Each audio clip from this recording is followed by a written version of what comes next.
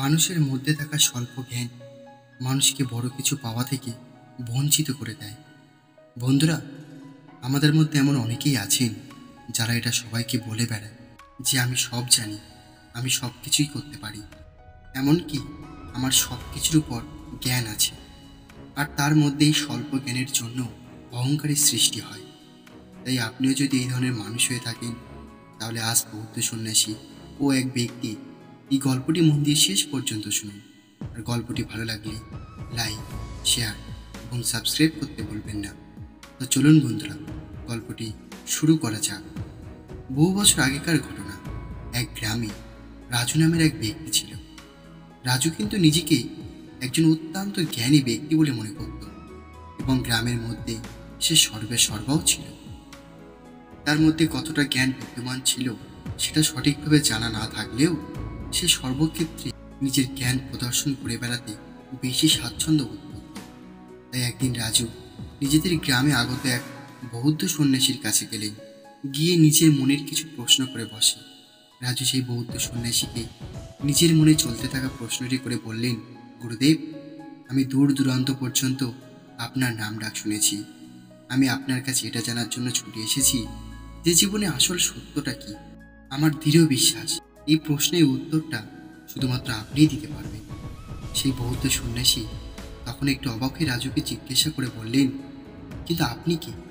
রাজু তখন অবাক হয়ে সেই বৌদ্ধ সন্ন্যাসীর দিকে তাকিয়ে বলল, গুরুদেব, আপনি আমাকে চেনেন না? আমি হলাম এই গ্রামের সবচেয়ে জ্ঞানী একজন মানুষ। আমি বহু ক্ষেত্রে আমার জ্ঞান প্রদর্শন করেছি এবং আমার জ্ঞান সংক্রান্ত ব্যাপারে দুটো বইও আমি লিখেছি। তখন সেই বৌদ্ধ সন্ন্যাসী রাজুকে জিজ্ঞাসা করে বললেন, তাহলে তুমি যখন এতটাই জ্ঞানী, তোমার এত গুণগান রয়েছে, তাহলে তুমি আমার কাছে কি করতে এসেছো? রাজু তখন বলতে শুরু করল, আসলে গুরুদেব, এত জ্ঞানী হয়েও আমি জীবনে আসল সত্য বুঝতে পারলাম না। আমি অনেক লেখকের অনেক লেখা পড়েছি, কিন্তু কোনোখানেই আমি জীবনে আসল সত্যটা খুঁজে বার করতে পারলাম না। আমি প্রত্যেক লেখকের আলাদা আলাদা বই নিয়ে চর্চা পর্যন্ত করেছি, কিন্তু তা সত্ত্বেও আমি আমার মনের মধ্যে চলতে থাকা এই প্রশ্নের উত্তর খুঁজে পাইনি। এই পৃথিবীতে এমন জ্ঞান এখনো পর্যন্ত নেই যেটা আমি অর্জন করিনি, কিন্তু তা সত্ত্বেও আমি আমার জীবনে আসল সত্য খুঁজে পাইনি। জীবনে আসল সত্যটা খুঁজে না পেলে হয়তো আমার জীবনটা অসফলই থেকে যাবে। এই কথা শোনার পর সেই বৌদ্ধ সন্ন্যাসী রাজুকে উদ্দেশ্য করে বললেন, আচ্ছা, তাহলে তুমি যা যা জ্ঞান অর্জন করেছো বা তুমি যা যা জানো, সেই সব কিছুই সম্পর্কে তুমি একটা কোথাও লিখে আমার কাছে নিয়ে এসো। কারণ যেগুলো তুমি আগে থেকেই জানো, সেগুলো সম্পর্কে আবারও জ্ঞান বিতরণ করে সময় নষ্ট করব না। বৌদ্ধ সন্ন্যাসীর কথা অনুযায়ী রাজু নিজের বাড়িতে চলে গেল এবং বাড়িতে গিয়ে একটি বেশ মোটা খাতার পেন নিয়ে নিজের অর্জন করা সমস্ত জ্ঞান সম্পর্কে লিখতে বসে গেল। এরপর সে প্রথম থেকে শুরু করে শেষ পর্যন্ত যা যা জ্ঞান অর্জন করেছে বা যা যা কিছু সে জানে, সব কিছুই সেই খাতায় লিখতে শুরু করলো। সে কিন্তু একটা কিছু বাদ দিতে চাইল না। তাই তার অর্জিত জ্ঞানের মধ্যে থেকে যখন যা কিছু তার মনে পড়ত, তখনই সে সব কিছুই লিখে রাখত। সে যেহেতু অত্যাধিক পরিমাণে জ্ঞানী একজন মানুষ ছিল, সেহেতু তার অর্জিত সমস্ত জ্ঞান সম্পর্কে লেখার জন্য তার গোটা 2 বছর সময় লেগে গেল। ঠিক 2 বছর পর রাজু কাগজ ভর্তি করে সেই বৌদ্ধ সন্ন্যাসীর কাছে গেল। আসলে এই 2 বছর ধরে নিজের অর্জন করা সমস্ত জ্ঞান বিভিন্ন কাগজে লিখে লিখে বস্তার মধ্যে করে ভরে রাখত। তারপর সেই বৌদ্ধ সন্ন্যাসীর কাছে গিয়ে রাজু বৌদ্ধ সন্ন্যাসীকে উদ্দেশ্য করে বলল, গুরুদেব, এই 2 বছর ধরে আমি আমার পূর্বে সংগ্রহ করা সমস্ত জ্ঞান এই বস্তাগুলোর মধ্যে থাকা কাগজে সমস্তগুলো লিখে এনেছি। আপনি দয়া করে সমস্তটা দেখে নিন। এই কথা শোনার পর সেই বৌদ্ধ সন্ন্যাসী রাজুকে বললেন, এখন তো আমার যথেষ্ট বয়স হয়েছে, এখন আমি এগুলো পড়তে পারবো না। এত লেখা পড়ার মতো আমার সময়ও নেই। তুমি একটা কাজ করো, তুমি বাড়ি গিয়ে বরং এই সব কিছু সারাংশ লিখে আনো, যাতে আমি ওগুলো পড়তে পারি। আবারও বৌদ্ধ সন্ন্যাসীর কথা অনুযায়ী রাজু নিজের বাড়িতে ফিরে গেল এবং বাড়িতে গিয়ে সন্ন্যাসী বলে দেওয়া কথা অনুযায়ী সারাংশ লিখতে শুরু করলো। তার সেই পূর্বে সংগ্রহ করা সমস্ত জ্ঞানের কথা অনুযায়ী নিজের অর্জন করা সমস্ত জ্ঞানের সারাংশ লিখতে গিয়ে তার 2 মাস মতো সময় লেগে গেল এবং কয়েকশো পাতাও লেগে গেল। ঠিক 2 মাস পর নিজের পূর্বের অর্জন করা সমস্ত জ্ঞানের সারাংশ লিখে নেওয়ার পর রাজু আবারও সেই বৌদ্ধ সন্ন্যাসীর কাছে গেল। বৌদ্ধ সন্ন্যাসী তার লেখা কাগজের পরিমাণ হঠাৎ অত লেখা দেখে আবার রাজুকে উদ্দেশ্য করে বলল, এখানে তো এখনো প্রায় কয়েকশো পাতা লেখা রয়েছে, যেগুলো আমার পক্ষে পড়া সম্ভব নয়। তুমি বরং সেই লেখাগুলো আরও সংক্ষেপে লিখে আনো।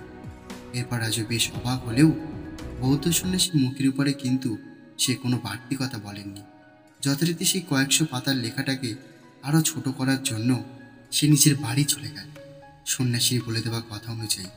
এরপর সেই সারাংশটাকে আরও সংক্ষিপ্ত করতেও 60 দিন মতো তার সময় লেগে গেল এবং সেই 60 দিনই প্রায় 50 পাতা মতো লেখা হলো। 60 দিন পর যখন রাজু সেই বৌদ্ধ সন্ন্যাসীর কাছে ফিরে এলো, তখন তার লেখা সেই 50 পাতা দেখে সেই বৌদ্ধ সন্ন্যাসী আবারও বললেন, এখানে এখনো 50 পাতা মতো জ্ঞান রয়েছে, যেটাও আমার পক্ষে পড়া সম্ভব নয়। তুমি বরং অন্য কোনো ব্যবস্থা করো এবং এটাকে আরও সংক্ষিপ্ত করে আনো। এবারে রাজু সেই বৌদ্ধ সন্ন্যাসীর দিকে তাকিয়ে একটা বুঝতে পেরে নিজের বাড়ি চলে গেল এবং বাড়ি থেকে একটি সাদা পাতা নিয়ে এসে সেই বৌদ্ধ সন্ন্যাসীর হাতে দিতেই বৌদ্ধ সন্ন্যাসী রাজুর দিকে তাকিয়ে মুচকে হেসে দিলেন। তারপর তিনি রাজুকে উদ্দেশ্য করে বললেন, এবারে তুমি তোমার মনের মধ্যে সমস্ত কিছুই সাদা পাতার মতো খালি করে এসেছো। এবারে তুমি যেটা শিখতে চাও তুমি অনায়াসেই শিখতে পারবে, কারণ এবার কিন্তু তুমি তোমার মনের মধ্যে তোমার জ্ঞানের অহংকারকে পূর্ণ করে আনোনি। এতক্ষণ পর্যন্ত তোমার মনের মধ্যে তোমার জ্ঞানের অহংকার এতটাই পরিপূর্ণ ছিল যে তুমি নতুন কিছু শেখার জন্য মোটেও প্রস্তুত ছিলে না। এই কথাগুলো বলার পর যখন রাজু ধীরে ধীরে বৌদ্ধ সন্ন্যাসী সমস্ত কথা মন দিয়ে বুঝতে শুরু করলো, তখন সেই বৌদ্ধ সন্ন্যাসী রাজুকে উদ্দেশ্য করে বললেন, আমরা কিন্তু আমাদের জীবনে এই ভুলটাই প্রায়শ করে থাকি। আমরা অল্প কিছু সম্পর্কে কিছুটা জ্ঞান অর্জন করার পরে আমাদের মনের মধ্যে অর্জিত জ্ঞানের তুলনায় অনেকটা বেশি পরিমাণে অহংকার বোধের সৃষ্টি করে ফেলি নিজের থেকেই। আর এই অহংকার বোধই কিন্তু আমাদের নতুন কিছু শেখার পক্ষে বাধা হয়ে দাঁড়ায়। অল্প কিছু জেনেই আমরা মনে করতে শুরু করি যে আমরা সব কিছুই জানি, আমরা অনেক কিছুই জেনে গেছি। কিন্তু এইরকম মনোভাব নিয়ে আমরা কখনোই বেশি কিছু জানতেও পারবো না আর শিখতেও পারবো না। আমাদের জীবনে নতুন কোনো কিছু জানা বা শেখার জন্য প্রথমেই আমাদের মনকে সম্পূর্ণরূপে খালি করতে হবে। তা না হলে আমাদের পরিপূর্ণ মনে নতুন করে কোনো কিছু প্রবেশ করানো যাবে না। আমাদের এমনভাবে আসতে হবে যেন আমরা কিছুই জানি না, তবেই আমরা নতুন কিছু শিখতে পারবো। এই কথা বলার পর সেই বৌদ্ধ সন্ন্যাসী আরও বললেন, জীবনে কিন্তু আমরা সকলেই জানি যে আমরা যত বেশি জানতে পারবো তত বেশি করে আমরা শিখতে পারবো। আর এই নতুন কিছু শেখার জন্য সর্বপ্রথমে প্রয়োজন নিজের মনকে পুরোপুরিভাবে শান্ত করা এবং মনের মধ্যে থাকা অল্প বিস্তার জ্ঞানকে পুরোপুরি খালি করে দেওয়া। এরপর রাজু নিজের জীবনের আসল সত্য সম্পর্কে জ্ঞান অর্জন করতে পারল সেই বৌদ্ধ সন্ন্যাসীর থেকে। তো বন্ধুরা, জীবনে বড় কিছু শিখতে বা বড় কিছু করতে আজকের গল্প থেকে শিক্ষণীয় 3টি কথা কখনোই ভুলবেন না।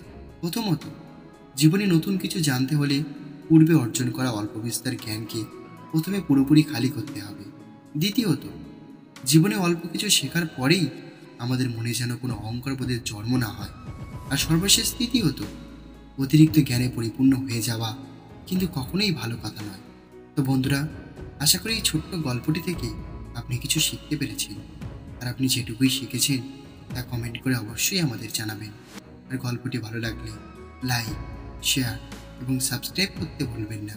আর গল্পটি শেষ পর্যন্ত শোনার জন্য আপনাদের অসংখ্য ধন্যবাদ জানাই।